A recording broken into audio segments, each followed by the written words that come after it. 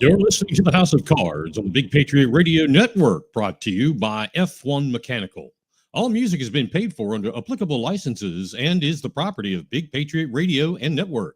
All subjects and topics may not be the opinions of or made by the show's host and or producer. Sit back, relax, and enjoy.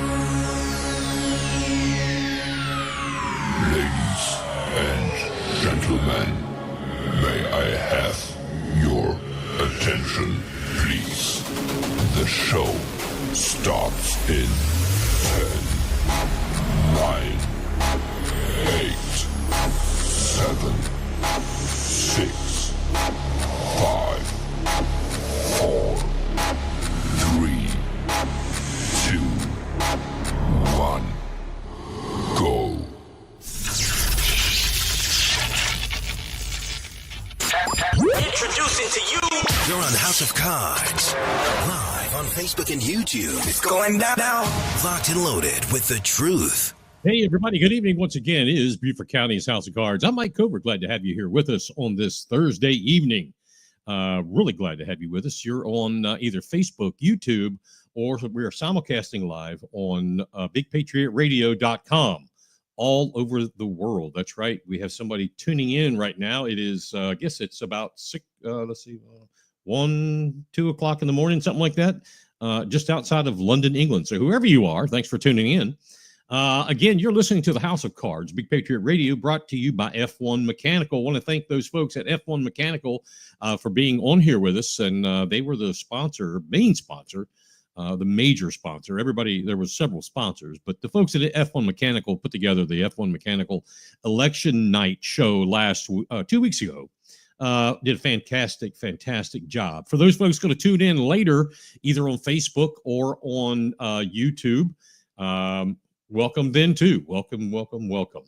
Let's see. We had the number one song over the last 2 weeks, really, because we took a week off after the election show, was Raise Hell by Dorothy. I don't know that that's a very old song, band at all. For our election night show, we had the largest viewing audience live, as well as those listening in live on BigPatriotRadio.com. And then when you add in those that watched on demand afterwards on both Facebook and YouTube, almost 5,000 people have tuned in or were tuned in for that coverage. Completely brand new. We never hit that kind of mark before. Unbelievable. Over the last couple of weeks, our largest audience has been seen, again, on Big Patriot Radio is Charleston and Hilton Head. Just amazing. Outside of that, we are exploding in Lexington County, South Carolina, and all over the states of Virginia, Nebraska, especially at Offutt Air Base, and in Texas. Wow, what a show we've got coming up tonight. We have former Beaufort County Parks and Recreation Director Shannon Loper is going to be here. She's going to be coming on live here in just a little bit, and she has some things to get straight. So we're really looking forward to hearing this. We'll learn more about that in a little bit. But first, many of you follow us. Let me fix a little bit of sound here. Many of you follow us on social media and saw the pictures that I posted yesterday from the Asheville, North Carolina, Swannanoa area. That's in western North Carolina, the mountains. The destruction, devastation, it was incredible. It's one thing to see it in a picture or on TV, but to ride beside it, ride around it, it was truly shocking. Now, I go there. I went there for work reasons. But as I was going there, I left Asheville, headed to Charlotte, and instead of taking 40, which would have been easy, I wanted to veer off. So before I actually got on the 40, I got on the State Route 70. It kind of runs right beside 40 and along the Swannanoa River. I wanted to see for myself, all the different rumors we've heard. I didn't want to be a looky-loo, but are the rumors true? Are people, fending for themselves? Is FEMA all over the place? Are they not? Is the National Guard? I mean, what's going on? Realizing this was something bigger than I knew of, it really began when I rolled up 26 just outside of Spartanburg, heading into North Carolina. Saw sides of mountains where you could tell there was a tornado because all the trees had been knocked over in the same direction here and there, complete mountainsides. Also, mudslides. I saw more of those in North Carolina, but coming in right into North Carolina, you could see these scoured out places on the mountains. Just unbelievable. Getting into Asheville, and I wasn't downtown. I was on the south side, I guess south and west. I saw every hotel with these enormous water tanks in the parking lots. Water delivery trucks. It was one brand, and I didn't take a picture of those, but they were everywhere. Hotels had these big tanks. You could tell they were filling them with water, and that's what they were using. Thank goodness my hotel didn't have. They had their water back on, and they told me why and how, but I didn't quite get it. But anyway, my purpose there was to teach a class. The next morning, while I was waiting for all the attendees to show up, I got to talking with one of the local guys taking this class, and he told story after story to the other folks in there before, during, and after the storm. Very interesting to listen to all this. He told the story that he lives on a couple of acres near Black Mountain, and behind his property, it's through the woods. You can't see it, but is the Ingalls. It's a grocery store. The Ingalls Distribution Center. After the storm had passed, people were trying to, cut themselves out, dig themselves out, scoop themselves out, not knowing that most would be without water or electricity for like the next 13 days. Some still do not have water. Some still do not have electricity. And now it's been about like 50 days, I think it is. Those that do, there is a strict water boil advisory. They're very strict about that. He told the story about finally getting out, and venturing around to see who he could help if trees needed to be cut or what have you. He's talking about. He wandered through his property, got to the back of the property where the Ingalls, the fence separates the two, and debris everywhere. He's talking about, and he saw the trailer of a tractor trailer that was. He called it a ravine. I don't know how steep it was, but he said that had been just the trailer that had been knocked over and down in this ravine. Several neighbors were out doing the same thing, and a couple of them gathered. Because everybody was without food and electricity, he said they all made the decision they were going to open this trailer to see if there was anything, that they could use inside of it.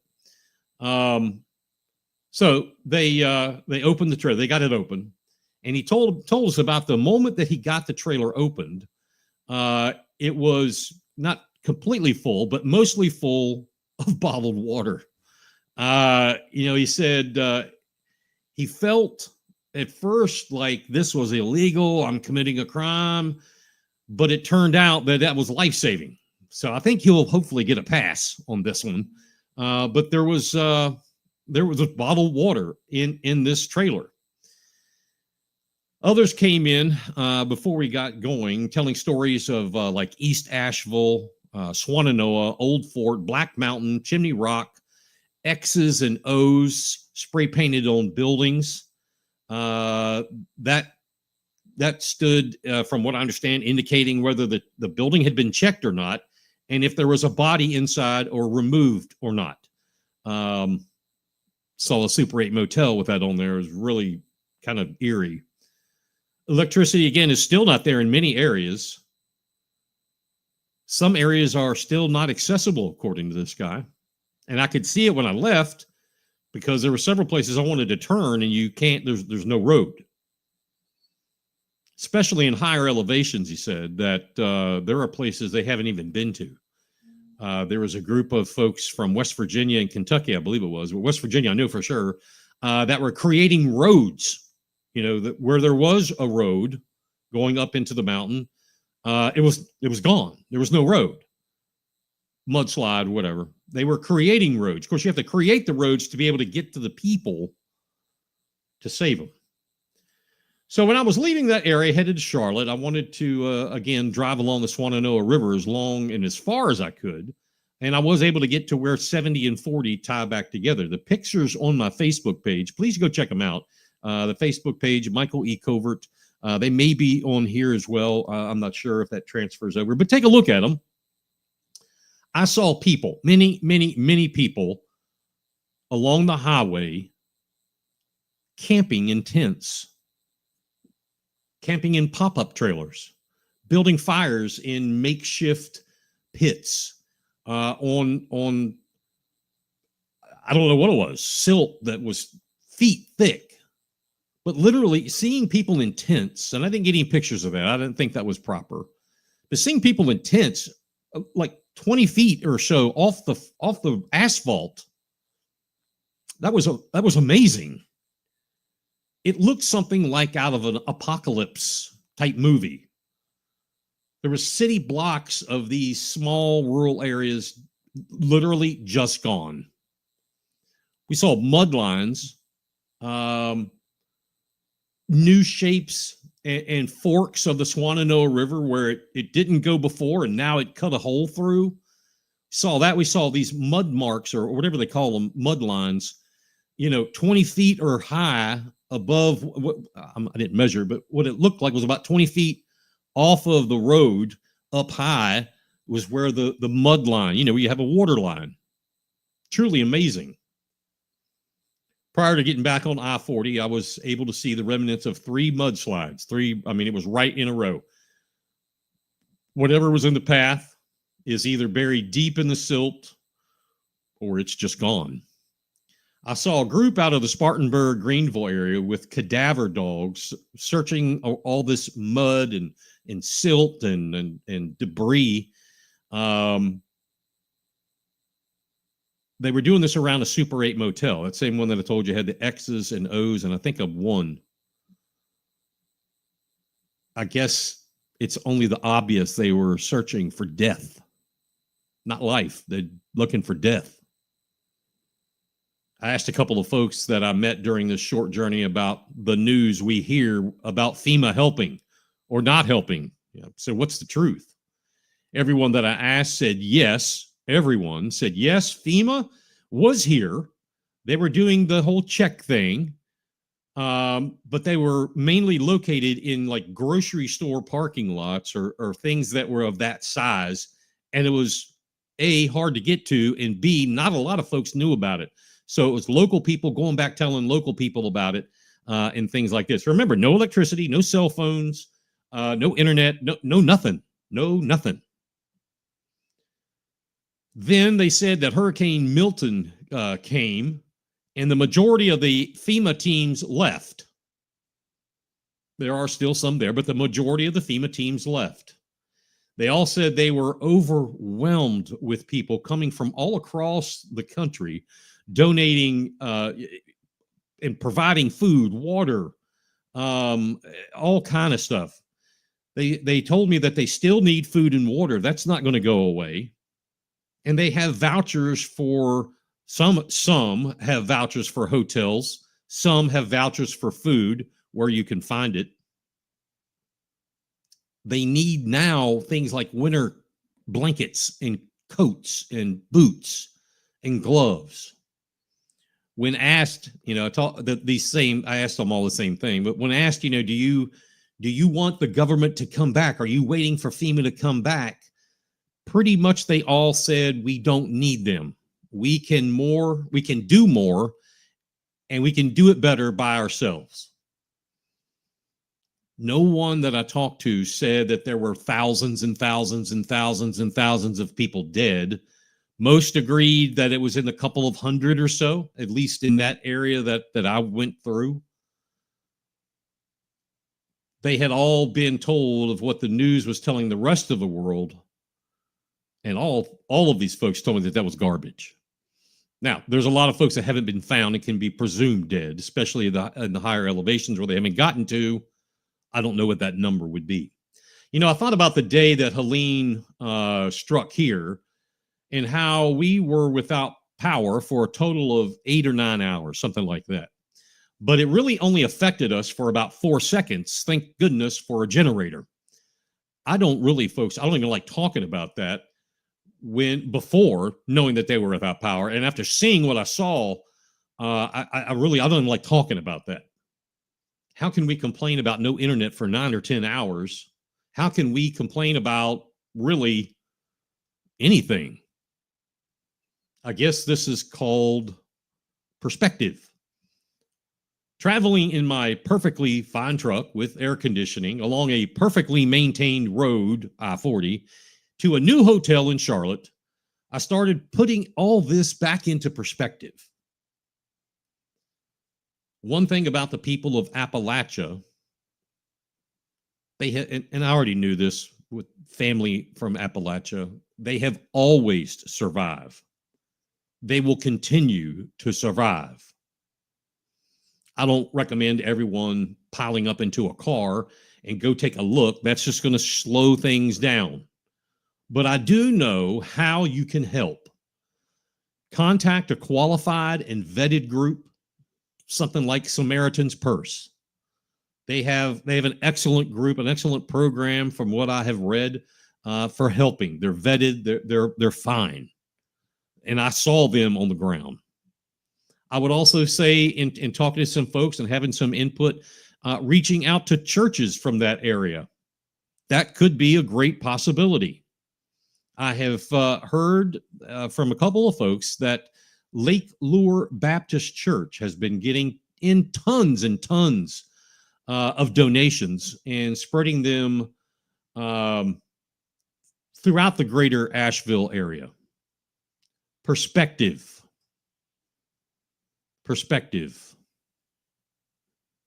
That's our opening. Locked and loaded. Let's go. Big Patriot Radio. Blues, news, country pop, and classic rock.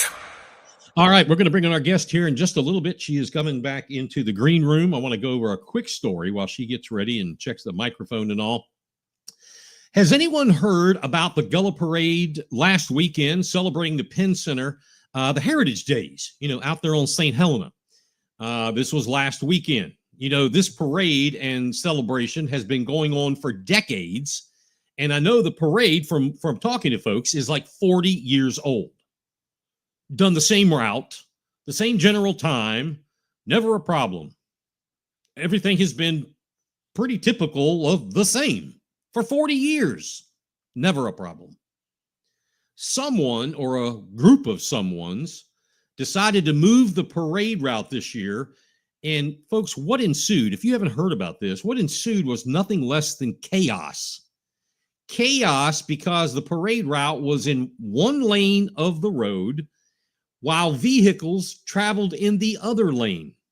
No, I'm not saying eastbound was all traffic and westbound was all, 2 lanes and 2 lanes. No. It's a 2-lane road. On this side of the road, traffic's going back and forth. On this side of the road, children, animals, men, women, church groups. It's a parade. You've heard that right.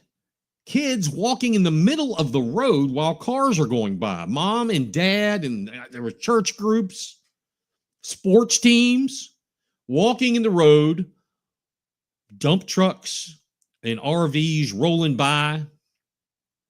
Who had, and by the way, don't forget, we'd love your comments all night long. Put them in the chat bar in the where you're listening, Facebook, YouTube, etc. Who had the ignorant idea of doing this? My good friend, and I call her my sister from another mother, the Rich Valeria. Catch her on Facebook if you don't already know her. She had a video posted about it, and honestly, all of her points, they make absolute sense. Why, people? Why?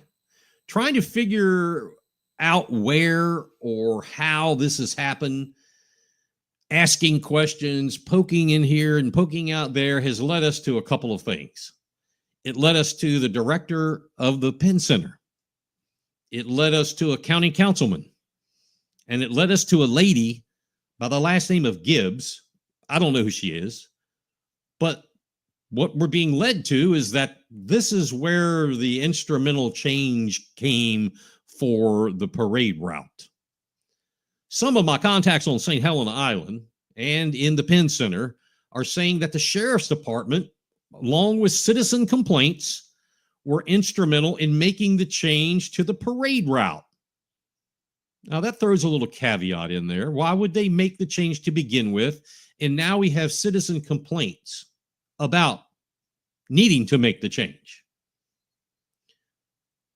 Changing the parade route only to put pedestrians onto the same piece of asphalt that cars, trucks, boats, trailers are on at the same time. This makes absolutely zero sense. Now, to the thought that citizen complaints were filed, I can only surmise that something like that would be coming from Fripp Island, Harbor Island, maybe Daltall. I don't know. I'm kind of pulling strings of who would make a complaint about being able to get to and fro. That's the only thing I can come up with. Now, I have no idea, but I will say this parade, again, has been going on for 40 years. Multiple people have talked about this is 40 years of parade, the same, everything has been the same. Every year, same weekend, every year, 1 hour. And are you telling me that multiple streets can be shut down for an entire day for the St. Patrick's Day parade in Savannah, but it can't be done on St. Helena? The city of Beaufort does, they close down, 2 streets a year or more for all kind of parades, bed races, concerts, for an entire evening. But it can't be done on St. Helena Island? Come on, man. This story isn't over, obviously, by a long shot. Someone needs to be held accountable. Someone needs to be held accountable here. 7:26, bottom of the half hour. Shannon Loper coming up next. Everything that rocks is right here. Right here. Let's rock. With Big Patriot Radio. That's what I'm talking about.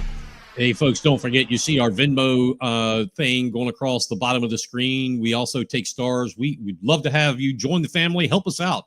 That's what, your donations, your contributions help keep independent news and media and journalism alive and well. We're going to bring in our guest. She is the former director of Parks and Recreation here in Beaufort County until she was terminated. Then there was an investigation going on during the whole Greenway thing. There was an accusation of spending $800,000 for playground equipment with nobody gave approval, which we know that's a lie.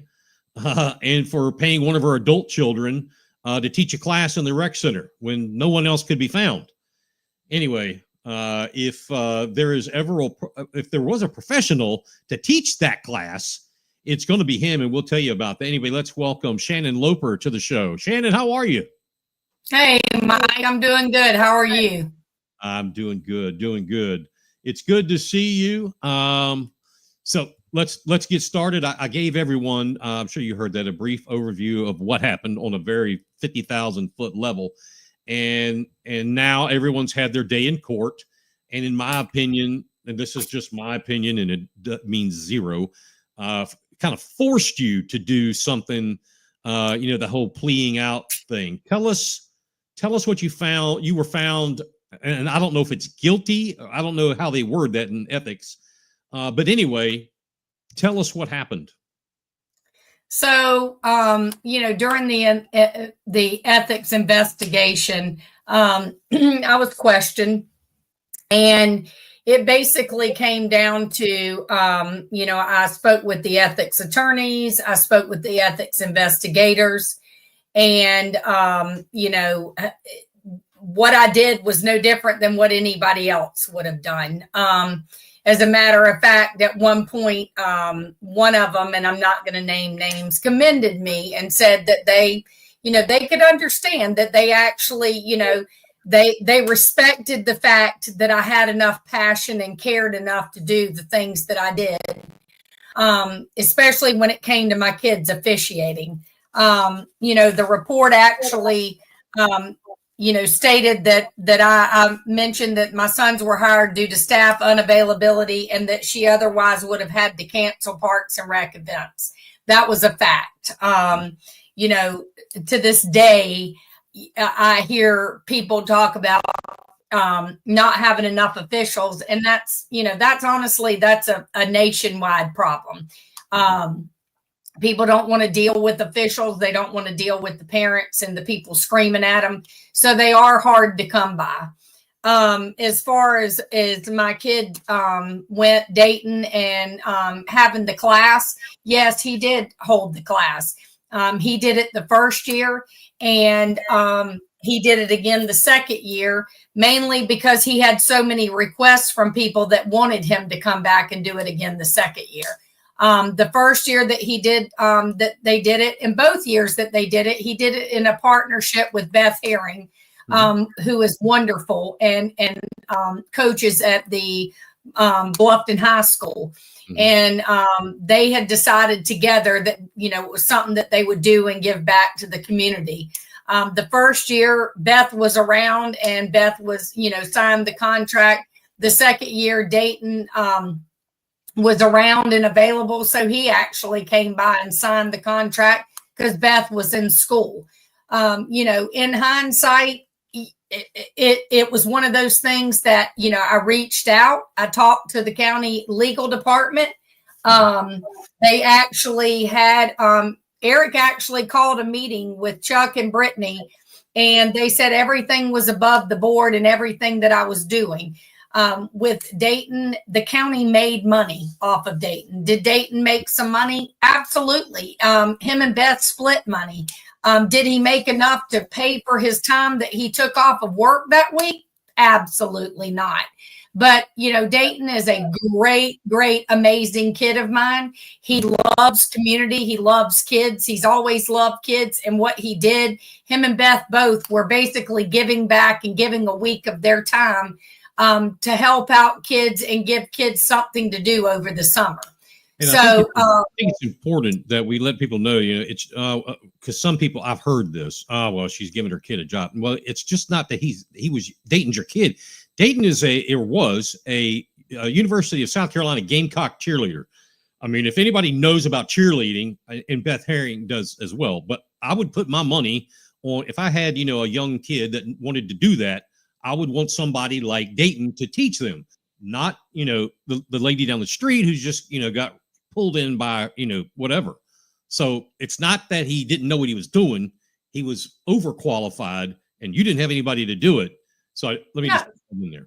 No, and I will say it and back that up with saying you didn't see a cheer camp last year either after all of this came to light. You didn't see a cheer camp before this happened. Dayton graduated college. He came home, him and Beth brainstormed. They came up with the idea and said, let's do something for the kids of the community. And the two of them went out and did a week-long camp for 2 summers. There was no camps before that. There's been no camps after that, but for me to sign off on a contract, the contract that I signed off on was the same contract that I signed off on for every 70-30 instructor. And it was because the county was making money off of the instructors. It's pathetic. When the ethics attorney reached out to the county attorney, she called me back and she said, we reached out to the county attorney to ask if they did approve you signing this, and she could not admit or deny it.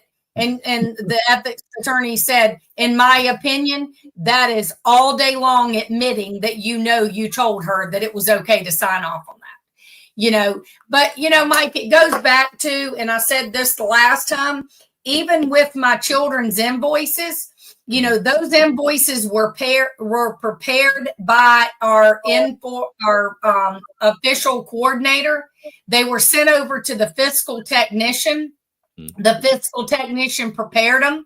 She sent them back to me and I signed off on them. So they had already had 2 sets of eyes on them. And then they went to finance, where finance in turn had to approve them in interim. So at any time, there was plenty of eyes on those invoices to see that, it was not something that I was hiding under the table. It's not something that I was trying to get one over on. My kids didn't want to officiate. They could have cared less about doing it. As a matter of fact, like I've said before, we had fights over me getting them to come out there and officiate because they didn't want anything to do with it. And, in the response from the ethics, it states in there was no evidence whatsoever to show that my kids were paid any more than anybody else was paid. None. Yep. So when she called me, she sat me down and she said, hey, let's talk about this. Here's what we found. Basically, what we have found is the minimal fine to be had. And, if you want to, you can have a hearing. You can come to Columbia and you can have the hearing, but at that point, I had to sit down and weigh out all the costs. Do I want to go to the hearing and ask all 4 of my children to be present? Right. Do I want to drive all the way to Columbia? Do I want to ask them to take their days off of work and drive all the way to Columbia? You know what? $1,500 is a drop in the bucket. I'd rather pay it and be done with it. And when they offered me that, I said, absolutely, I'll pay the $1,500 and I'm done with it. So I did it. It's funny to me that that Isabella Douglas, whoever that is, from the Island Packet, states in her Island Packet BS article that she reached out to me with no comment. Chick didn't reach out to me. I personal messaged her on Facebook and said, continue to tell your Island Packet lies, but you've never one time reached out to me. Kimberly Morgan, who wants to remain anonymous, who goes by the alias Morgan MK on Facebook because she wants to see what she can try to do to disrupt everybody's lives. I'll say it and I'll post it and I'll write it out. I hope she rots in hell. I really do, because she has stated things and she has sat out there with Mark Rosenau, who has been overheard in the county offices state, I got rid of Eric Greenway. I got rid of Whitney Richland. I got rid of Eric Larson. I got rid of Shannon Loper, and I'm not done yet. I hope they all rot in hell. They took away a lot of institutional knowledge from the county. They took a lot. I gave way more in my years in Beaufort County than I ever received. When I transferred from the Parks and Rec department during my time to the finance department, I had to give up 280 hours of leave because I was told I was transferring from one department to the other. I was told that I had to give up all of my comp time because I was going to salary. I had 720 hours of comp time. So all of this and all of these, this Kimberly Morgan that thinks that I was out there trying to get money off the county, I gave to the county, constantly gave to the county. The Joe Mack that had your crazy little comment on your thing, I'll never forget the night sitting in a council meeting and he was in there with this big hoodie on and somebody sitting next to me said, get on the other side of me. He's known for carrying weapons, and he's known for being crazy that they've had to get restraining orders against him. So, Kimberly and Joe Mack, they can team up together with all their drama. but it is just that drama. And I don't know why Kimberly doesn't want to show her face. We all know that Mark Rosenau's behind her, and his time's going to come. I've talked to people that worked for Fraser Construction that have stated to me that all the surplus of materials went to his Treacher's Island. I have talked to painters who have said to me that they were promised jobs if they painted Treacher's Island, but yet nobody has surfaced. They're all protecting him, and nobody has yet to surface about all the tax fraud that he never paid the county for his taxes. I know he's behind all this. I know it. Everybody knows. Just so people are aware, we've reported on this, and he was the county's facilities maintenance or facilities manager. Yes. And now he made a quote unquote lateral move. He is the sheriff's department's facilities manager, but the sheriff doesn't have any. That's a protection. I mean, what better way to be protected than to be under an elected official? Right. Let me ask you something. Let's go to the playground. That really puzzled me because of this. With the playground equipment, since the court case is done now, I mean, let's be honest. Councilwoman Howard, she knew about this. She did. Former County Attorney Tom Keaveney, he knew about it. And in fact, was Tom Keaveney not the one who told you can go forward with it? Get her done. Yep. Tom Keaveney said to go forward with it. And Hayes Williams, who was along with Mark and Kimberly Morgan, he told me to go forward with it. I have every one of the emails to prove it. Every one of it. And Mike, to go back to the ethics, Miss Morgan wanted to file her next ethics complaint. Miss Keyboard Warrior, I call her. She wanted to file her next ethics complaint, and she wanted to go out and try to say that I used my trip to Phoenix as a vacation, when in fact I took my staff. We went to Phoenix. We went to the National Parks and Rec show. Unlike other staff members, I went out there and I got an Airbnb, because what did it do? It builds teams. When we got a 5-bedroom, 5-bath Airbnb. We stayed together. So instead of $300 a night, for all of the staff to go out, which would have been $1,500 a night. We were there 5 nights. I got a Airbnb, and I want to say, I'd have to look back, but I want to say it was a little over $3,000 for the Airbnb. So I saved the county money by doing that. She tried to file Miss Keyboard Warrior tried to file her ethics complaint to say, they went to a casino. Oh, she had Michelob Ultra in her hand. Oh, she used this as a personal vacation. And all in all, when the ethics board went back and looked at it, they said, that we all proved, all of the employees came forward and proved we Venmo'd each other for gas. We paid for all of our extracurricular activities. There was absolutely nothing that was done wrong, while we were out there. We went to a Parks and Rec show, and I saved the county money in doing that. And I want to let me get back to that one, because I had some special questions about that. But I'm going to keep going on this playground. The playground is in Port Royal. Correct. And this is what is the appropriate, what type of playground? What's the appropriate word I'm looking for? So it started out with the original playground that was sold. That was a normal playground, and then we added to it from the 150,000, and then added to it up to 800,000 to make it an inclusive playground. Right. And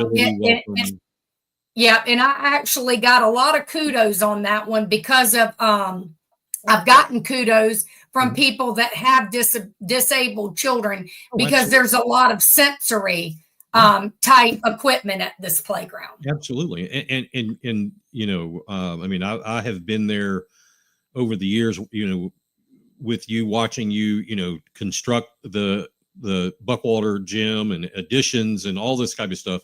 And I have nothing but good things to say about it. But this playground, it's an inclusive, that's the word I was looking for, inclusive playground. If you have a disability, it's welcoming, lets everyone have that kind of experience. And it's in Alice Howard, Councilwoman Howard's district. She knew about this. Why did she not come out and say, in the public, in council meetings, hey, this is a good thing. We're moving forward with it. Let me add to that, Mike. One thing that I do and always did in my job is I was involved in the state board. I sat on the state board, and I did a lot of things to look into different, different ways and different reasons to do things. One thing that an inclusive playground does, it attracts tourists. And the reason for that is because when you've got families that have children that are disabled, they look when they go on vacation for these type of playgrounds, so that when they bring their children on vacation, they have an outlet for their children while they're on vacation. So it is not only a playground for the community, but this is one that will attract people to bring in tourism dollars to our area. Back to Alice, I think Alice was, I think most of council, for whatever reason, is afraid of Pessimant. I don't know, Pessimant throws around his title. He bullies people. He was constantly bullying Eric. And, constantly when I was there, I was getting calls by Whitney and Eric saying, you got to open up the gym on Saturday and Sunday. Well, guess what? It's impossible to open up those gyms when staff was cut after the COVID episode, and I didn't have the budget for the staffing. So, but what did he do? You got to open up those gyms or else fire her because she doesn't open up the gyms. And, so Pessimant was threatening Whitney and Eric to constantly fire me for stupid reasons, all because I was campaigning for Woodward. Right. Do you feel, or do you know, actually, I would rather not that you feel, do you know, we know Kevin, he knew about it. He told you to do it. We know Alice knew about it. She was there during all this. Is there anybody else, whether it's elected officials or bureaucrats that, they're employed by the county, that knew about this and had the opportunity to say, hey, wait a minute, we knew about this. This isn't right. Let's get the right story out. Who else knew about this?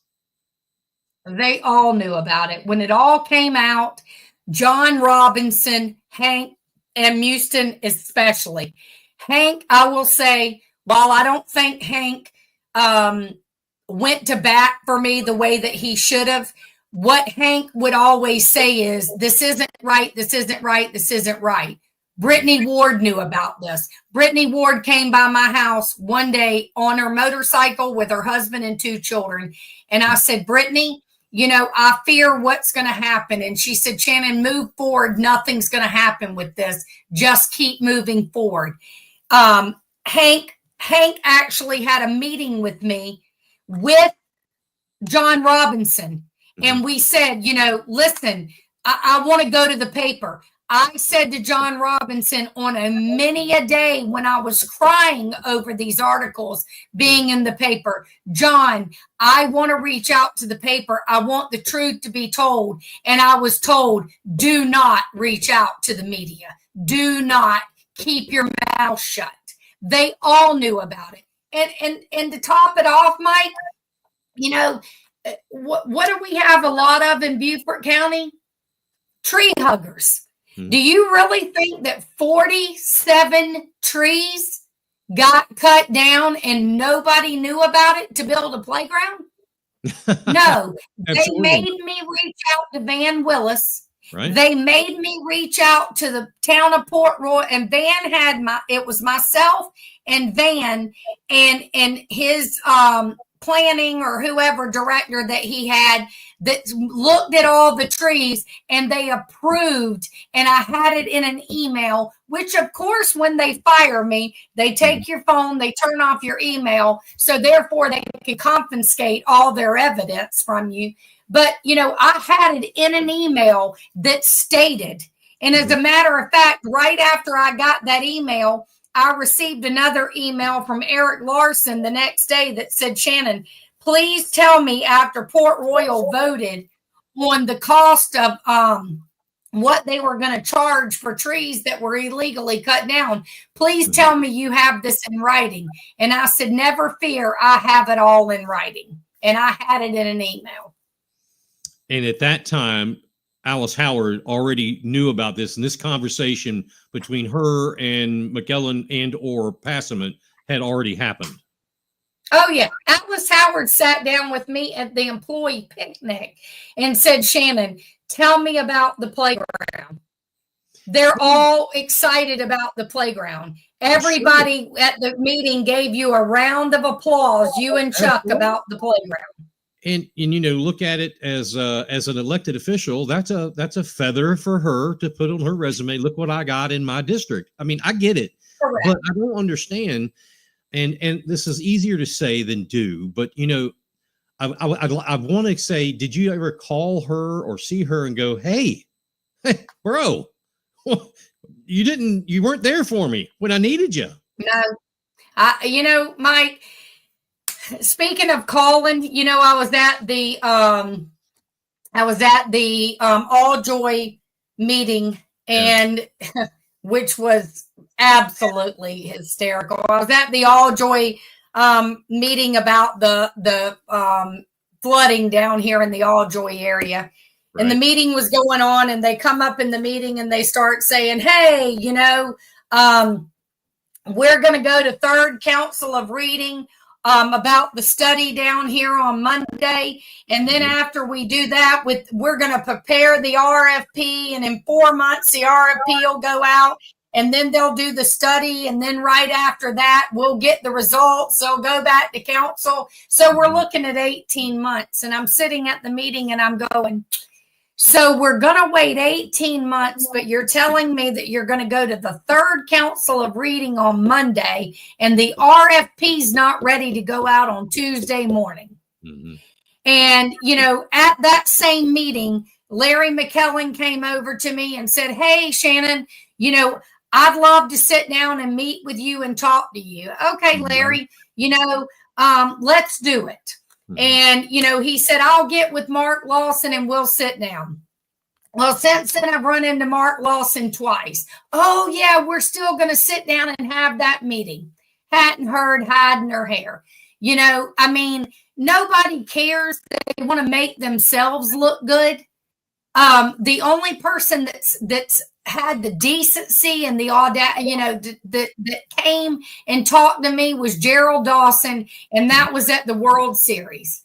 And, Shannon, I'm happy to see you. I'm glad to see you. And the one thing I could tell you about working for those council, Gerald Dawson was one of those that never came forward and said, this needs to be done and get it done. He would ask about it and he would talk about it. On the other hand, what did Alice Howard do? Hey, Shell Point Park needs a playground. That needs to be replaced too. Mm-hmm.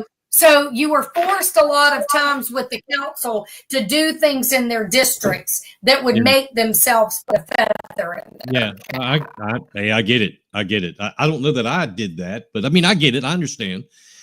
I don't ever remember you doing that. Yeah, you always would reach out and say, hey, can you give me some answers on something? Yeah.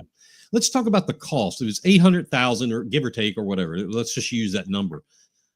I think I could answer this by saying, did Alice Howard and Joe Passman or county council, did they know what that was going to cost ahead of time? Or, did they get surprised with, oh my God, Shannon, you spent $800,000. Did they know about it? Didn't Van Willis and Port Royal know about it? So I'll say I can't necessarily say they knew about it. I can necessarily say now Alice knew about it. I can definitely say that Hayes knew about it. Because we already had budget for playgrounds. You know, it was something that Hayes is the one that when I said, hey, we've got the opportunity, what we were going to do was we were going to take what was already budgeted and build a smaller version in Port Royal. Right. And then I knew we could add to it. But the amount of money that I had saved during that year in the budget, that I was told, hey, you've saved a tremendous amount of money. Yeah. And in the money that you've saved, you've got enough money. Let's go ahead and do it and go out with a bang with it and get it done. Yeah. Because by getting it done so quickly, we could save more money that way. So it sounds to me that, you know, putting all this, trying to put it in order, you didn't hide anything from county council or the county attorney or whoever you were. The CFO. They knew. So when this as a matter of fact, and I have a witness, Hayes told me when I walked out of that meeting that day, Hayes told me, he said, the money's been approved. It was in the employee services building, and all of the ACAs and everybody was in there. And Hayes looked at me and he said, everything's approved. Make the phone call right now. Get it done. Wow. And that's what I did. So they knew. And you know what, Mike? And looking back, I'm glad it's done. I'm glad the kids can enjoy it. You know, I hear it is a very well used playground. I'm sure it is. You know, but here's the thing. Here's what's funny to me. We complain about it in the money that we spent on a playground, you know, and I'm not knocking areas. I'm gonna feed off of what I'm fixing to say. Sure. We complain about the money that we spent on a playground on a piece of property that we own.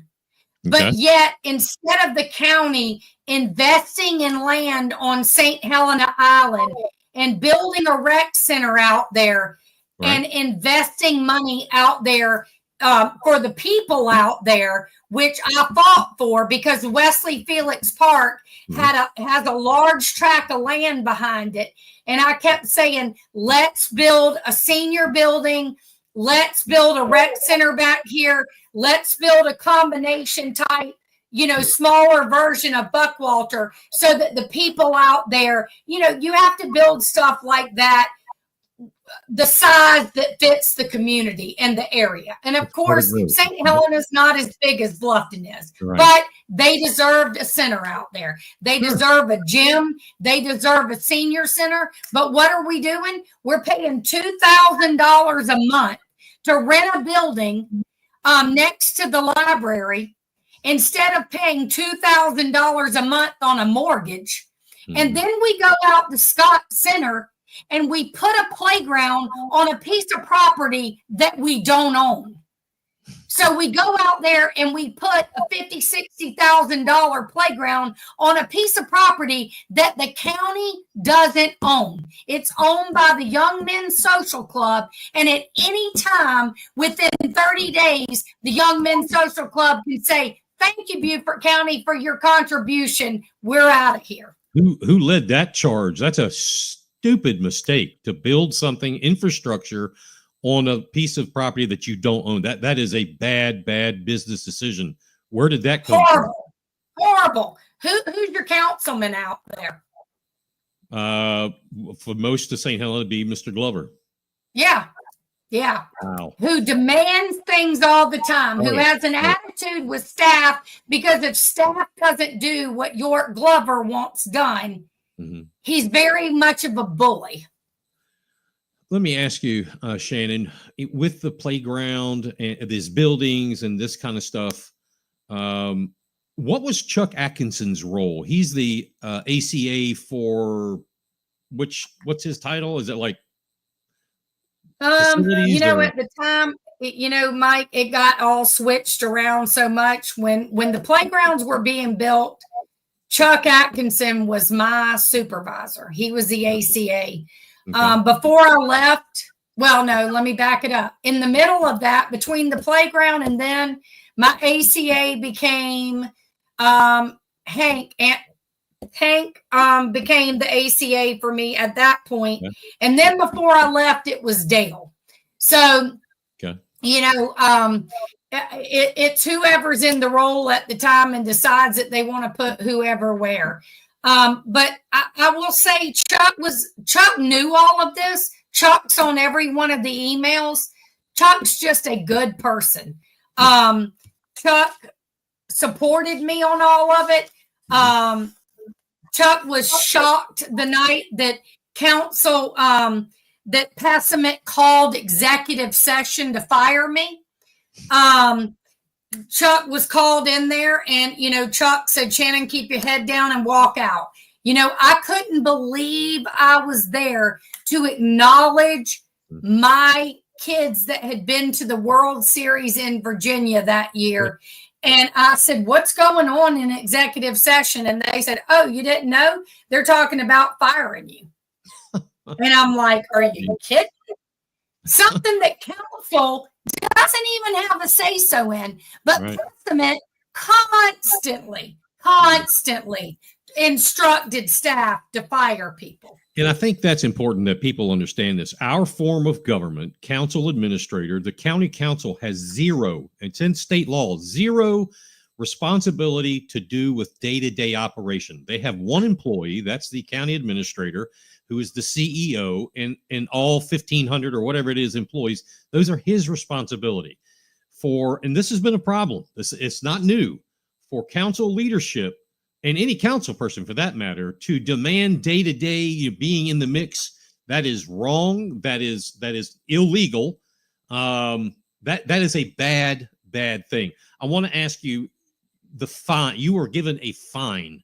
Was that for the having your children on the payroll for those events and the playground, or was that something else, or how does that work in all No, Miss Keyboard Warrior and all of her ethics violations, she filed one against me for the use of county equipment being stored in my yard. That one was thrown out. They interviewed enough people to know, and the ethics kind of laughed and said, hey, you should have charged them for storing the equipment, which truthfully, I probably should have, because out of the goodness of my heart, I allowed them to leave it there long enough. Yeah. Funny, and I do want to throw this in, that I was told by a previous employee not too long ago that after that complaint came out and the ethics complaint came out, right after that, they knew that they had messed my property up. They knew it was a mess. They knew it was flooding. I've got pictures of it flooding. I've got pictures of me out in boots having to clean the drain out. But most recently, an ex-employee told me that Jared Fralix told them, do not, under any circumstances, touch her property again. So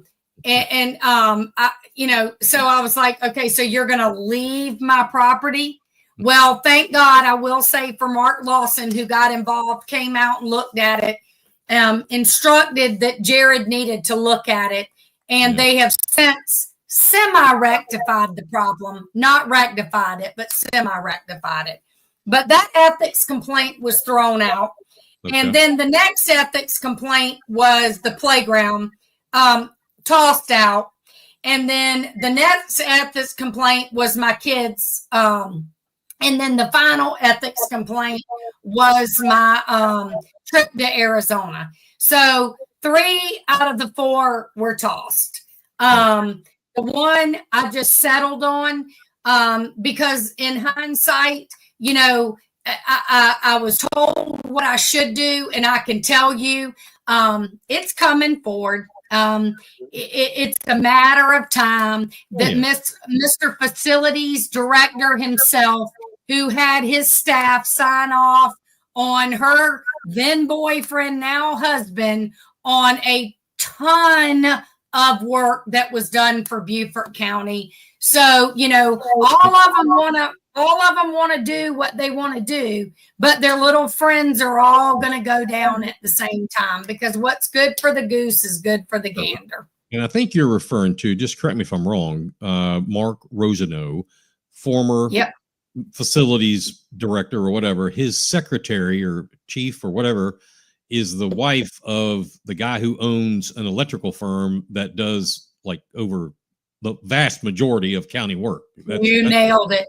Okay. You nailed it. And there have been FOIA requests, and the county has failed to produce the documentation. They know that this was talked about in council. There were emails sent to council. Council was well aware that this was going on, and the county is for whatever reason, they're fighting to produce these FOIA documents. Sure. Let me ask you this, Shannon. Do you feel that the South Carolina Attorney General should investigate anything into Beaufort County elected officials and or appointed bureaucrats pertaining to this entire thing? Yeah, I do. And Mike, it's a shame because even Hank, and I told you that I worked for Hank. I still have all the text messages where Hank told me as Mark Rosenau's supervisor and sent me all of the documentation to show that Mark had only been paying $500 a year taxes on over $1 million piece of property. But yet as his supervisor, he didn't do anything about it. Catherine Meade, as the supervisor, didn't do anything about it. All of them were well aware of that, and they can all act innocent. And, I've sat back and I've kept my mouth shut, but I told somebody just tonight, Catherine Meade's not your human resources director either. Catherine Meade would tell me about people and who their life insurance was left to, who their retirement was being left to. But nobody wants to hear this. I'm told that Dave Thomas is being told to retire. Nobody wants to hear this. Mark wants to sit with his little keyboard warrior, Kimberly Morgan, and they want to go after the people that know what's going on in the county and were doing the right things by the county, because Mark knew people were on to him. I will never forget, never as long as I live, when we were cleaning out Depot Road.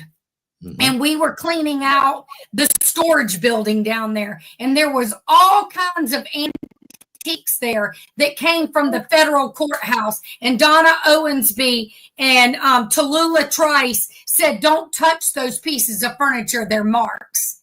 And I called Eric and I said, can we not have some of these pieces of furniture for our senior centers? And he said, you can have anything in that building because it's county owned. But no, I knew what was going on with that. I knew that Mark was storing all that because he eventually was probably going to take it to Treacher's Island. I would love to see that island investigated, but why? Why? Because now he's protected. He knows people were on to him. Listen, when Gary Kubik was the county administrator, I heard talks of Mark needing to go then. He had a list, and that was his famous quote. All of his stuff to be fixed was on the list. But no, if there ever needed to be anything fixed for his wife, that got fixed. But anything else in the county buildings, he didn't care about. Go look at some of those county buildings. They looked like garbage under his umbrella. Go look at the Bluffton Rec Center. He never fixed the elevator. The elevator was down for 15 years with a second story. And do you think Mark cared enough to fix it? No, he didn't. What is the next the next thing for this entire story? What happens next? We're obviously doing, what we do to get this stuff out there and dig. What does Shannon Loper do now?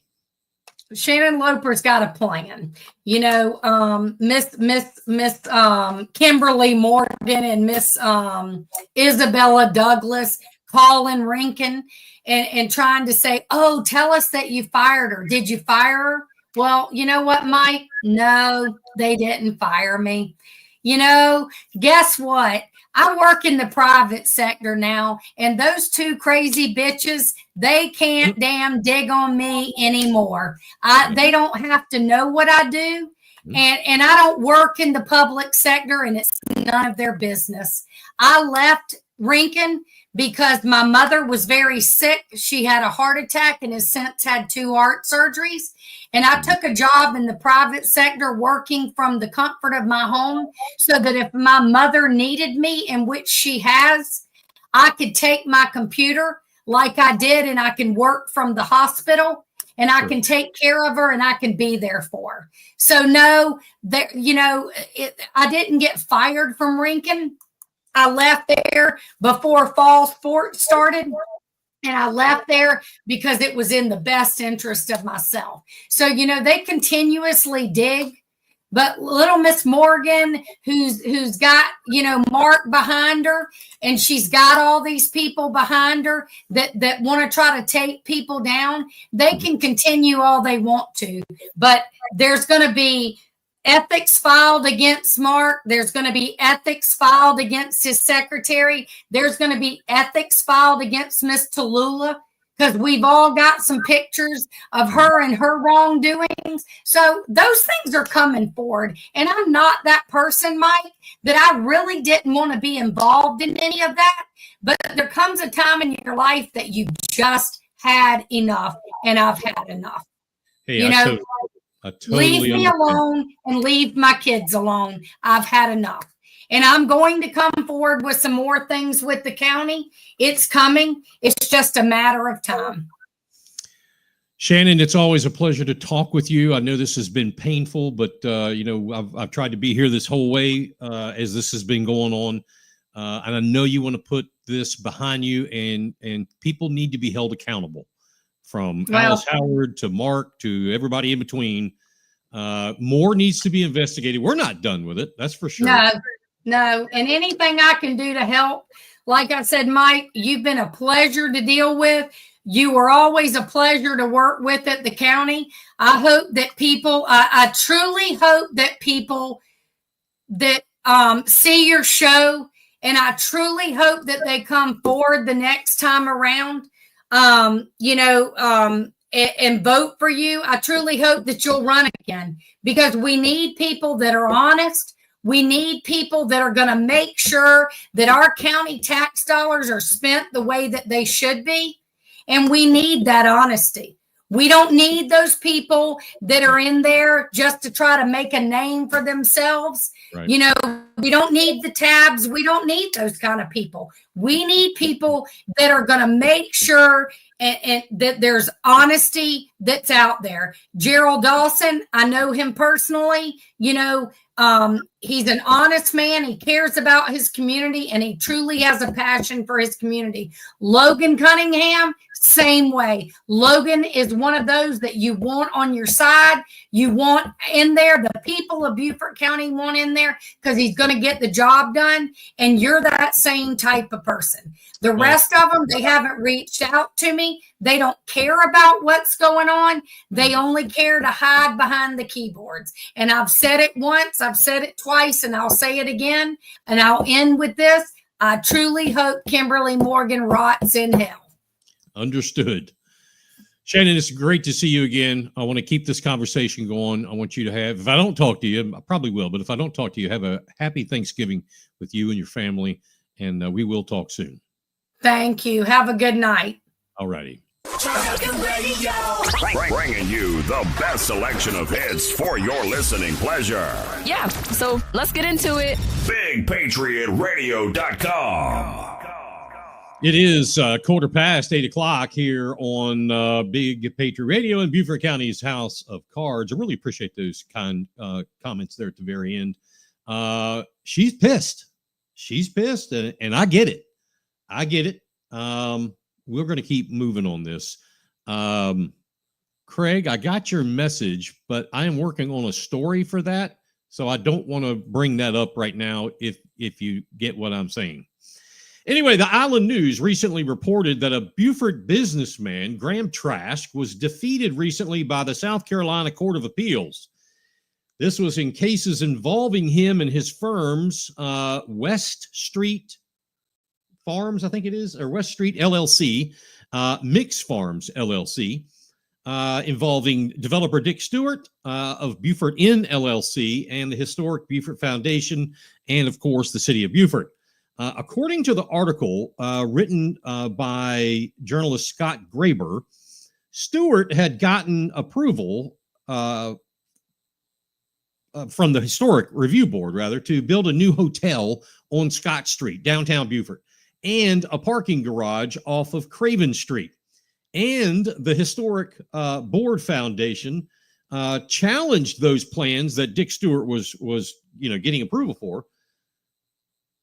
They challenged those plans approved by the review board. Now, in January of 2022, it says that the circuit court denied the appeals of West Street LLC and Mix Farms and Historic Beaufort Foundation vis-a-vis Graham Trask. Then they moved it up the ladder, these entities, to the Court of Appeals. That's the process. After hearing the case, and in an unknown amount of time, I don't know, and Mr. Graber did not put it in there, the panel of the appeals court judges simply said they were not going to disturb the rulings of the Historic Review Board based on the following quote, and I quote, "When an appellant provides no legal authority regarding a particular agreement, the agreement is abandoned and the court can decline to address the merits of the issue," end quote. That's it. All of these legal proceedings going on and there's no legal authority. Interesting. I will say that's an interesting comment. The panel concluded that the burden is on the appellant, this is a quote, "to furnish a sufficient record on appeal from which this court can make an intelligent review," end quote. Okay, now we're getting somewhere. You've got to have an intelligent either precedent or an intelligent argument to go against the findings of the review board. They're saying there's no legal proceeding, there's no legal authority because they didn't put up a good enough fight. Now, for a non-lawyer, this sounds judgmental bias. That's what it sounds like to me, judgmental bias. What defines sufficient? Okay, sufficient. Furnish a sufficient record on appeal. What defines sufficient? Sufficient to who? A judge or a layman? So in reading this out, it sounds like the appeals court is saying, there's no precedence here, Mr. Trask. There's not enough of reason for an injunctive order. That's like an order of relief. There's not enough reason for this injunctive order of relief, and statements provided are too short, and deemed that he, Graham Trask, is abandoning the cause. Now, according to the article, Trask and his agencies, Mix Farms and West Street Farms, and Historic Beaufort Foundation can petition the South Carolina Supreme Court for a case review. I would assume that this is the step he would take. You've done this much, why not continue this? I don't think it would just stop, although I have not been told either way. If you have any knowledge of the happenings going on around the city of Beaufort, you know there is what the reporter in that article calls a parallel case. This parallel case is where Dick Stewart and his one of his business's 303 associates, they have a pending lawsuit going through the court system where he's asking for damages against the former for both actual and punitive. My, oh my, how the the world turns in the city of Beaufort. Let's go! The station that keeps it rocking 24/7. Ladies and gentlemen, BigPatriotRadio.com. Yesterday, I posted a teaser on social media for tonight's show, and I posted an article about the county's new CFO, a Pinky Harriet. Now, I will tell you the reason of the story later, but first, prior to tonight, I had a large amount of folks reaching out saying, why are you going to blast her? She's a nice lady, et cetera, et cetera. Then today, I happen to have a closely equal amount of people saying she's not qualified. She got fired from Dorchester County school system, blah, blah, blah, blah, blah, blah. Actually, none of those things were the premise of my post. My post was to continue to hold Beaufort County accountable for their decisions. Think of what the conversation we just had with Shannon Loper. There's been no accountability. There's been a fall girl, but there's been no accountability. That is what I was trying to do. Hold Beaufort County accountable for their decision. Every decision has consequences. The consequences that citizens have a right to know that the new CFO's husband is the director of the Public Works Department. Now, I had a nice conversation with a viewer about it all, about this whole thing. He's a very knowledgeable guy.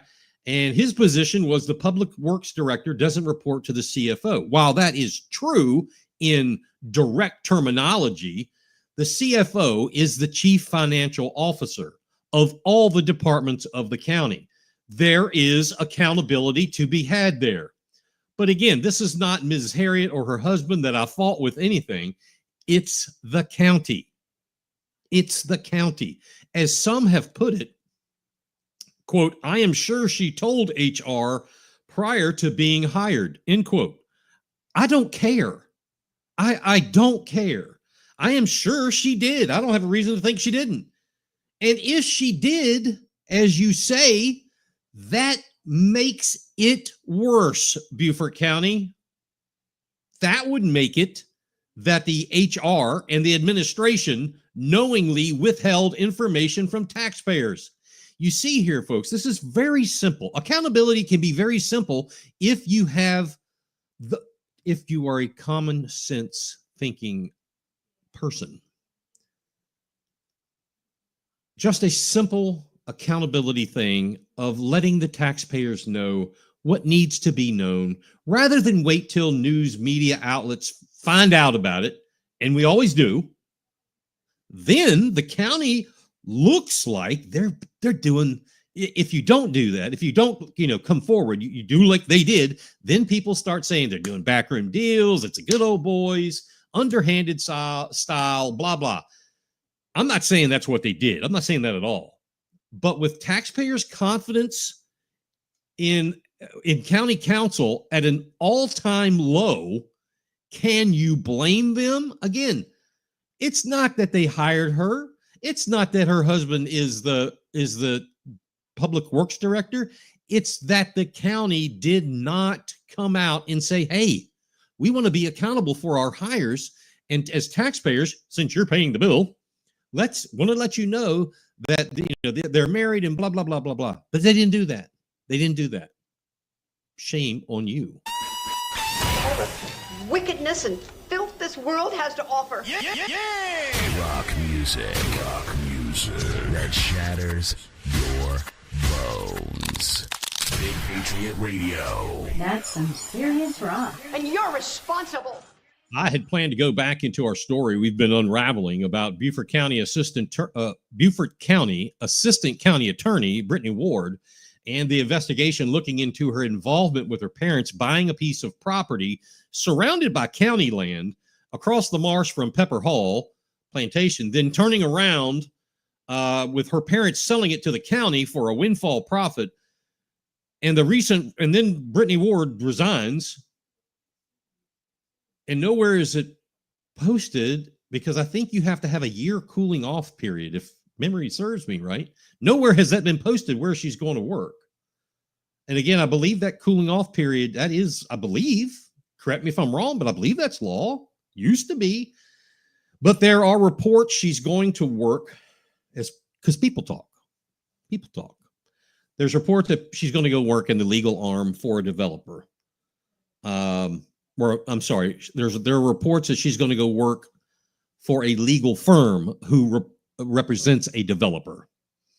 But in our searching, some things have taken a little bit of a twist, and we're going to have to hold off on that a week or so. But I do want to end tonight with an update and look back on the election, since that's the last time we were together. First of all, yes, my picks for the county delegation to the General Assembly all won, and they won by large margins. Bill Herb Kurzman, Weston Newton, Shannon Erickson, Jeff Bradley, Tom Davis, all won big. Now, Shelley Gay Uhas over on St. Helena put up a big fight against the incumbent Michael Rivers, but fell just shy. Other winners we highlighted from the night of the show were new South Carolina State Senator in District 39 in a neighboring county just north of here, Tom Fernandez, Republican, over longtime incumbent Democrat and quite frankly, usually a Democrat-leaning area, but it's growing unbelievably. District 36 Senate race going to a Republican unknown that I can find, beating out a stalwart in Kevin Johnson. Senator Kevin Johnson was part of an ongoing inquiry, let's call it an inquiry, into some family business having to deal with politics and appointments in school boards, and we'll just leave it at that. Up in Darlington County, another long-term Democrat, Gerald Malloy, was beaten handily by a Republican. Gerald's a good guy. How about District 41, where former House member, political newcomer, Matt Lieber, who beat out she calls herself a Republican, but she's more moderately left-leaning Sandy Sin in the primary. He is now a state senator from District 41 up in Charleston.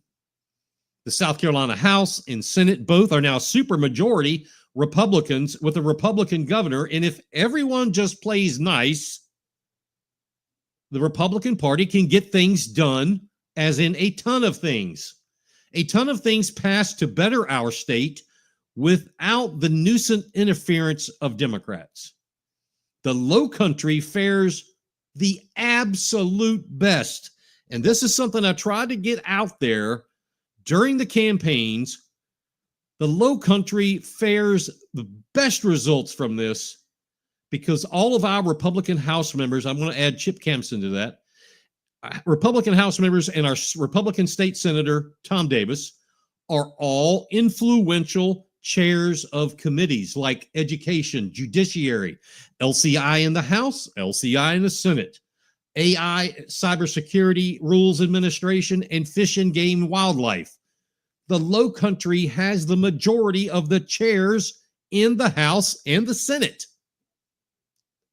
Unbelievable. What does that mean? As we have been saying, this puts us closer to the money, coming back home instead of elsewhere in the state. We've seen it over the last several decades, the upstate, a pocket of PD, the upstate. Now it's come home to roost. That money should come back to the Low Country for projects like the USCB arena, fully funded. USCB fully funded in general. No more TIFs, no more taxes from the county. The state fully funded USCB as it did other four-year institutions. Locally, I think all the incumbents won in all races, which is strange, to be quite honest with you, because as much as the public distrusts all forms of government right now, it's just a little strange. You know, the South Carolina Constitution verbiage change to get in alignment with the U.S. Constitution, that passed by a large margin. Not even a question. Both ballot questions in Beaufort County on the transportation tax and the general obligation bonds failed miserably, as we told you they would. Jasper County passed their transportation tax, as we told you they would. Jasper County Sheriff is now Chris Malfris, who beat out the incumbent, as we told you he would.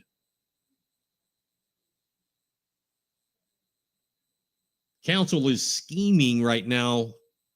There's some reports that are coming out. They're scheming. There's an article in the paper that kind of touches on the tip of it, right at the tip.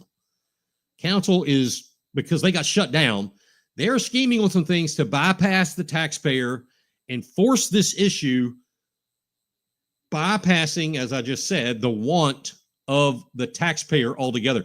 Watch and see. If somebody doesn't come out making an apology and a good old boy, attaboy, buddy, and all of a sudden there's $200 million or $190 million or $250 million. Boom. Watch if that doesn't happen. And guess who's paying for it? You and me.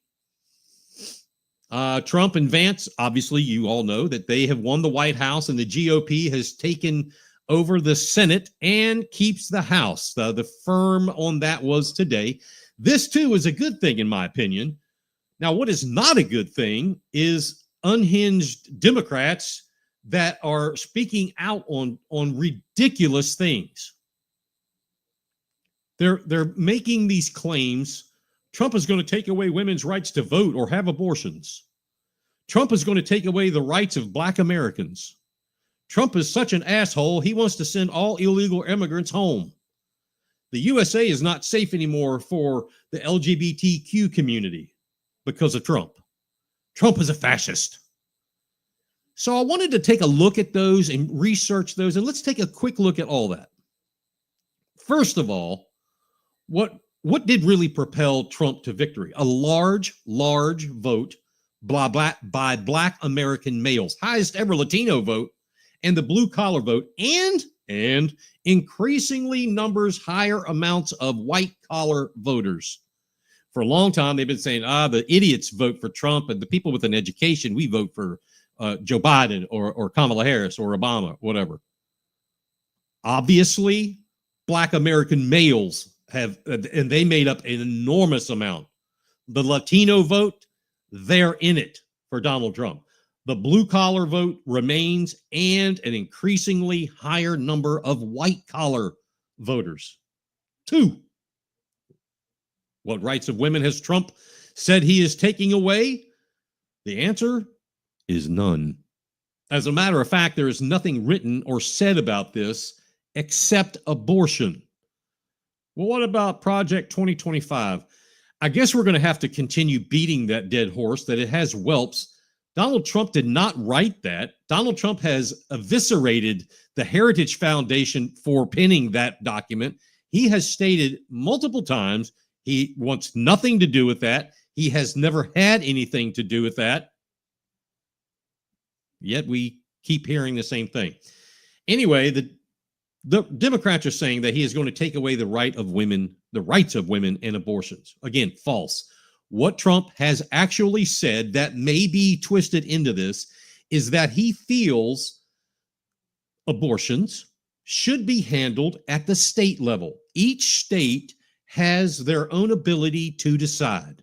Remember, federalism, for all of those white collar folks that, you studied about federalism, this is an example of federalism. The states were designed to control themselves, not central government, not centralized government. That's what they left in the United Kingdom. The states run supreme. If state A says it's not a government thing, rather a religious thing, and a doctor and a patient thing, that's fine. That's state A's, that's what they do. If state B says absolutely not, no abortions, period, none, so be it. It's not taking away anyone's rights from the federal government. It's saying that each state will do what its electorate wants it to do. Then you still have people clamoring, it's not for the state to tell, it's between a doctor. Okay, I hear you. But your state has to decide that. You still have to go through the process. Either way, there has to be a process. That's where your General Assembly or your House of Delegates or whatever you have in your state, because they're all different. And because the states control their voting systems. Did you know that? It's not the federal government, it's each state. All right. Number 3, Black Americans, white Americans, Hispanic Americans, Asian Americans, purple Americans all have the same rights as the next. Name one right Trump is taking away. Name one. We'll wait. That's because there aren't any. In fact, Trump got higher approval ratings, as I just said, from Black American males this time more than ever. Period. End of story. Just stop. Number 4, let's think about the comment about immigration. The key word in that topic, illegal immigration, is the word illegal. If something is illegal, it is a crime. People who are not here legally need to be sent back, and then please come back the legal way. We want you. We want you to come back the legal way like everyone else does. But you're going to tear apart families, they said. Really? Wait a minute, like Obama did when he began the separation of adults and children into cages. That's right. That's right. Now, MSNBC is going to say I'm crazy. No, Obama started the cages thing. I don't believe families are going to be torn apart at all. Maybe I'll be surprised. I don't think they will. Will people be deported? Absolutely. And they should. Remember, a country without borders, it's not a country. I invite you to try to do that yourself. Anywhere in the world and see what happens. That's right. All the celebrities and the music and movie industry and all these people who think they are somebody that are saying, I'm going to leave America and hey, I'll chip in for your flight. I want you, go ahead, leave the country. Because Trump won, just go ahead and leave. Go ahead. Try to cross the border without permission or by not following the rules and see where that lands you. Anywhere in this world. Anywhere. Try going across country borders and see what happens. There are some places you will get shot. There are many places that have landmines on their borders. Take a flight to South Korea and try to walk into North Korea. They'll kill you. Try going to North Korea. They won't let you. I have been in Mexico and seen the border of Guatemala. I sat at the base of a Mayan ruin with one of my daughters who was climbing it. These two men with AK-47s under a shade tree as it was balling ass hot. And I asked them, what are you guys killing out here? They said 2 things. Guatemalans and cheetahs. I was like, oh, try doing that anywhere in the world, folks. LGBTQ plus are no longer safe or wanted in America, they say. Why? Why? Go ahead, answer. Why? Where is it that a gay person or a queer person or someone who, identifies or whatever the right word is as that is not as safe as I am? I don't know of anywhere. Where a gay or queer people or whatever are discriminated against. But go ahead, tell us. Well, they are in Mississippi. Okay. I'm probably, discriminated against if I walk down 8 Mile in Detroit too. But that doesn't change my mentality. Hey, if you're an adult, and remember, I've had gays for groomers or gays against groomers and gays for Trump on this show before. So I don't want to hear any of that. If you're an adult, and I mean this seriously, and you want to believe you're a cat and piss in a box, go for it. I mean, seriously, go for it. If you try to force my child or my grandchild to do it or learn about it, you're going to have a big problem. You're going to have a big problem. That's not taking away your rights. that is infringing on the child, and I will come at you. If you're an adult and you have a penis and you want to identify as a female, wear female clothing, hey, go in and get a sex change as an adult. Fine, whatever. I don't care. And I venture to say that most adult Americans don't care. If that's what you want to do, then by all means do it. Just don't shove it in my face and put about it in front of children. I can handle walking into a public library and there is a drag queen. We hear about those in there. I hear about. Matter of fact, I worked in a drag queen's house in Savannah when I first came here 30 years ago or whatever it is. Had a great, relationship as serviceman and customer. I didn't care. I knew what she was. Didn't bother me. God rest her soul. Rest in peace. Try to influence my child or my grandchild or children, and we've got a problem. Anyhow, I can probably say Donald Trump could care less what you are, what you think you are, what you wear, how you wear it. I certainly don't care. Half the time, I don't care what I wear. Hey, if you want to wear a bushy tail and big ears, go for it. It doesn't matter. That doesn't matter. Leave the children out of it, or there will be a problem. Number 6, this baloney about Trump being a fascist is so stupid. For years, I've been hearing about this, and it is so stupid. To be fascist, you're not a fan of capitalism. A fascist doesn't believe in private ownership, rather social ownership. Fascists believe that war is good and cleansing. Trump had no wars during his first term, and he has promised to end those that started under Biden and going on now.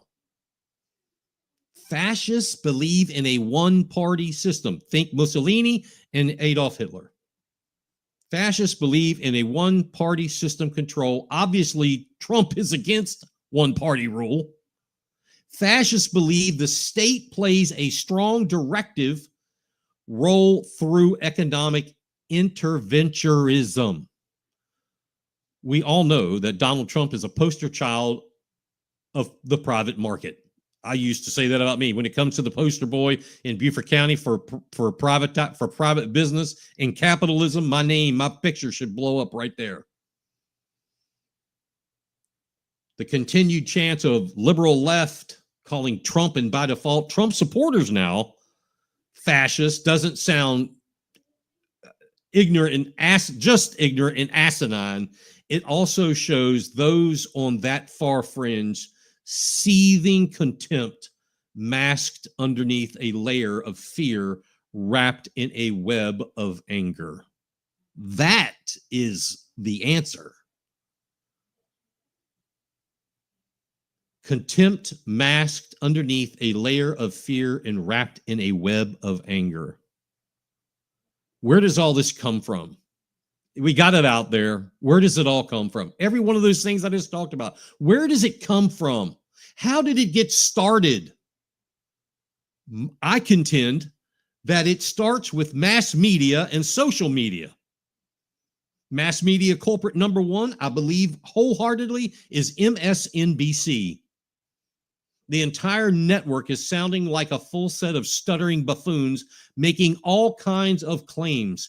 I will watch that channel once in a while after I've taken some medicine. The other day, someone being interviewed had said how their state is not safe anymore because fascists only believe in one pure race. I stood up out of my chair and I said, seriously, dumbass? But people believe this. And I'm here to tell you, you don't have to believe what Morning Joe and Joy Reid and whatever their names are. The one guy who's a real prick. I can't remember his name. I don't like him. I met him in an airport one time and I didn't like him then. He's in the evenings. You don't have to believe that trash because that's trash. If Trump was such a fascist, how come he didn't institute any programs the first time around? Think he was just going to wait? No. If he is such a fascist, why didn't he put an end to all elections prior to leaving the White House? Think about that. That would be what I would do if I was a fascist and was the president. I would end the elections and I would stay there. Donald Trump is not a fascist. Wait a minute, though. Some of the MSNBC baloney comes from, guess what? Sarcasm. No, Mr. President, people at MSNBC and the other major media outlets do not understand and cannot comprehend sarcasm. I have often thought I wish somebody would get in DJT's ear and say, listen up. You would be better served if you just didn't go there, because they can't handle the sarcasm. Do what you're going to do. We got it. We're with you. But the sarcasm is causing you pain down the stream. And it's sarcasm. Speaking of moving on, let's take a look, if you will, at some of his cabinet appointments. Marco Rubio, Secretary of State. Love this pick, and I believe Marco Rubio is going to do great things. I really do. Matt Gaetz, Attorney General. The U.S. Attorney General's office needs to be cleaned up. If he can get confirmed, Gaetz is one to do just that. Getting confirmed for Matt Gaetz is going to be tough. That's my opinion. I think it's going to be tough. Susie Wiles, Chief of Staff. This lady has a credible record and seems like a really no shit kind of gal. I think even Trump calls her kind of like the ice queen or something like that. Should be a good move, actually. Elise Stefanik, Congresswoman from New York, now the UN ambassador. Same job Nikki Haley from here in Carolina did. Not sure what to think here. She will have a lot on her shoulders carrying out the president's agenda on the world stage. Remember, the world stage, even though MSNBC is telling you that the world is jokingly laughing, hysterically crying that laughing that the Trump is coming back, that they love Biden, which is absolutely the opposite. Remember, left is right, right is wrong. That whole thing, that's what they're doing. The world stage is now knows that in less than, 60 days, something like that, there will be a new president. And these world wars, these world conflicts are going to come to an end. They know it. You know it, and I know it. She's a smart gal, Elise Stefanik, lots of connections. I think she'll do okay. I don't have a reason not to. Pete Hegseth, Secretary of Defense. This one, I just don't get. I like the guy. I've enjoyed watching him. I've read one of his books. He seems like somebody I would love to sit down with and have a cigar and just talk about, stuff and hear his stories. He's got 2 or 3 Bronze Stars. I mean, the guy has done it. Wonderful military record. He was a captain. He is a captain. But I just don't see him fitting in this mold. I mean, I hope I'm wrong, but I may be missing something here. I just don't see it. I'm not taking a dig out on Pete Hegseth. Not at all. I just don't see the appointment. I just don't see it. Kristi Noem, Secretary of Homeland Defense, Homeland Security, rather. I've always been a fan of Governor Noem and her policies. Smart, qualified, doesn't mind telling it like it is. The far fringe groups are bringing up this killing of a dog or something, as we expect. I mean, this is what opposition research does, and it's slimy and it's nasty. John Ratcliffe, CIA director. Hey, no brainer. Like Marco Rubio, no brainer. Perfect pick. Now, you know that the Department of Government Efficiency is not really a department. I hope you know that. Only Congress can create official cabinet departments of the cabinet. The president of the United States does have the ability to set things like this up. And what a crew. Ramaswamy and Elon Musk. Are they going to shake D.C. and Northern Virginia up? You betcha. In a big way. Their task is to cut and save money. These two are going to be phenomenal at this. I can't wait to see this. They're going to be phenomenal. how many decades, seriously, how many decades have we said, you know, we need someone who doesn't mind saying you're fired, aside from in the White House, someone who says we're going to cut, and get back to the budget that you and I have to live in, but DC hasn't had to, like, since Carter. These two, they're going to do it. And they don't want to be there long doing it. Robert F. Kennedy Jr., Secretary of the Department of Health and Human Services. This is a move that shows that Donald Trump is willing to go across the aisle. But even more so, RFK Jr. is an outright expert with the entire issue of foods damaging our bodies, stuff going on into our water, polluting and killing us. You know, the world's biggest food producer is also the world's largest pesticide producer. That's right. We have a problem there. This guy, RFK Jr., and I'm not a huge fan, to be totally honest, with RFK Jr. When it comes to his policies on health and farming and food and water, I am totally on board. I'm glad to see that he's an independent. No, he's a Democrat. He couldn't run on that ticket, so he ran as an independent. Okay. He's a Democrat. I'm glad to see that there's a Democrat in that office. I think he'll do great. I feel 100% confident in this pick. And at the end of the day, ladies and gentlemen, I think they all deserve a chance. They all deserve a chance. You know, these people that have been chosen, and I didn't even name them all, these are the people the president is bringing to the party. Okay? When he's all done, this is the group he's bringing to the party.